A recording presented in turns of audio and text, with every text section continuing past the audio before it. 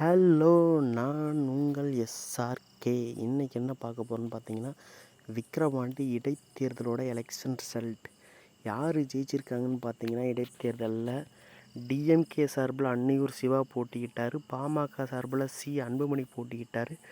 நாம் தமிழர் சாதகமாக அபிநயா அவர்கள் போட்டிக்கிட்டாங்க. மற்றும் பல சுயேட்சை வேட்பாளர்கள் போட்டிக்கிட்டாங்க.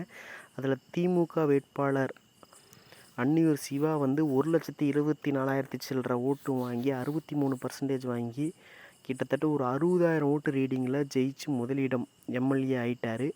ரெண்டாவது இடம் பார்த்திங்கன்னா அன்புமணி அவர்கள் 56,000 ஓட்டு வாங்கி 23% வாங்கி ரெண்டாவது இடத்துல இருக்கிறாரு. மூன்றாவது பார்த்திங்கன்னா நாம் தமிழர் கட்சி அபிநயா அவர்கள் 10,600 சில்லற ஓட்டு வாங்கி வெறும் 5.23% தான் ஜெயிச்சிருக்காங்க. 5.5% வாங்கியிருக்காங்க.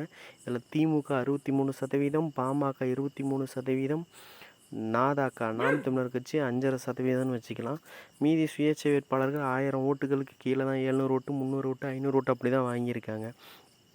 மீண்டும் ஆளுங்கட்சி தான் விழுப்புரம் மாவட்டம் விக்கிரவாண்டியில் ஆட்சி அமைக்கிறது. நன்றி.